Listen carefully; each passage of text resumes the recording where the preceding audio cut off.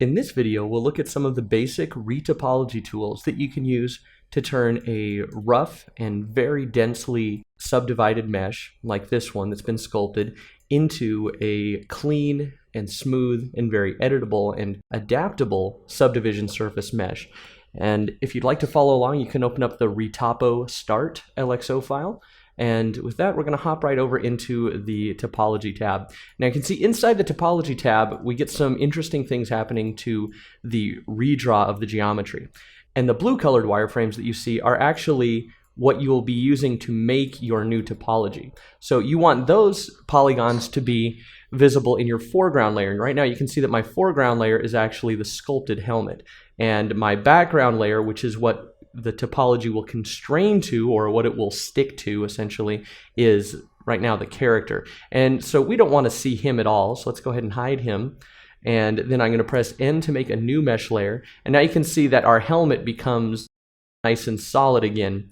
And in our empty layer now, we can create some good topology on top of this. Now, as I mentioned previously, this helmet is very rough in a lot of the open, smooth spaces. You get some lumpiness just because this is intended to be a quick sculpt to get the idea of the form down.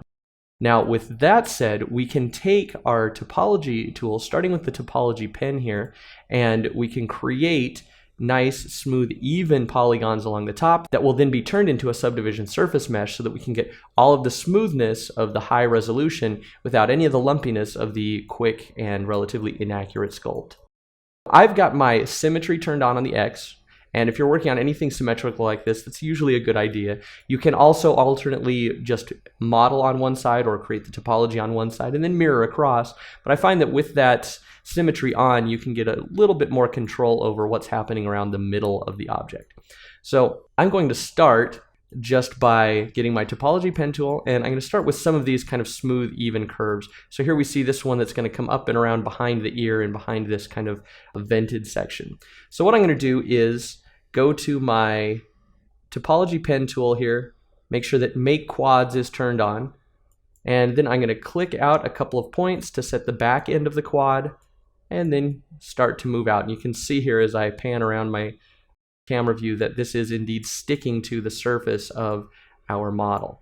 And now as I click out further here, it will just drop down successive points. And I can start by just relatively roughly placing these, going back and doing a little bit of cleanup just as I get going. But for the most part, I'm not going to spend a lot of time on this yet. I'm just going to go in and add in the pieces here so that I have just geometry in place where I need it. Let's go along here. And just as I round this corner, I'm just going to be pulling the outside edge a little further out just to keep the flow nice and smooth. So let's do that. And I'll come down here, and I'm actually going to taper this out a bit here as it should with this form. And let's see, checking this out, I think I'll just take this polygon here and pull it right down relatively flush. Notice I'm not worrying about the open edge. I'm just kind of laying this around, and as I create more geometry, I'm going to create a nice even edge. And the fact that this edge got sculpted away a little bit with my lock borders turned off as I got some of the details in won't really matter, because we're just going to create something clean that goes on top of that. The next thing that I'm going to do is go in and create some secondary pieces that I can then attach and put together. So let's look here at this section is a nice place to start. So I'm going to hold Shift and click to start laying down some topology here. And then I'm going to just click and move along here. And notice I'm just kind of straddling this little bit of a dashed line that I created, because that might be a part that I want to leave open, and I can always just bridge this together. Now, actually, I should back up here for just a second and note that as you create your topology here, it's a good idea to keep your number of edges consistent between different sections of the model. So here I've got an edge there, and an edge there, an edge here, and an edge here. So I'm just going to kind of keep that real similar flow as I move around here. There, there, there. And here I have this kind of rounded piece that comes down here. So I'm going to pull this down a little bit. And then I'm going to put this piece right here. Again, leaving a little bit of a gap there so that I can attach those and stick those together later, or I can leave that open in a nice place to put some other geometry. There's that section there. And let's look here at something that we can do on the middle of the helmet here. I'm going to hold the Shift key and click to start a new pen tool. I don't want to go with too many vertices because we want to keep this relatively clean. And I'm going to leave these not quite touching each other because once I have my initial points laid down, I can then go back with my Topology Pen Tool and start cleaning up the geometry that I have. So with the Topology Pen Tool, it will let you perform a lot of transformations on your existing vertices and polygons and edges without messing up any of the constraining issues with these sticking to the background. So for example, if I want to grab these two vertices, the one on each side of the mirror, and stick them together, all I have to do is pull them towards each other and they stick, and they're staying constrained to the background geometry. So this is a very quick way to go in and clean up some of your edges.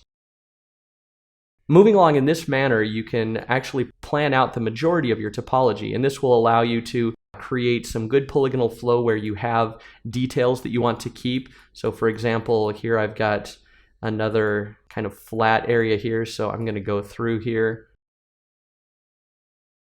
and kind of quickly just pull out a nice flat strip.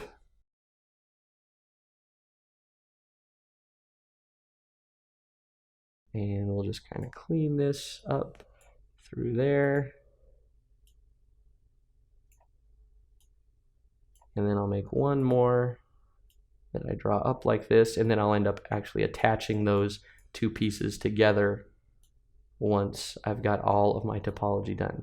Now with the pen tool active, you can always go back and move around the individual vertices that you've created without hurting that constraining. So these are always going to stick to the background. So here, let's go ahead and drop that tool now, move back over to the model quad view, and for now I'm going to hide my actual background mesh. Then I'm going to press Shift Tab to subdivide this, and you can see I've got really nice, clean, flowing pieces of geometry that fill out a lot of the details.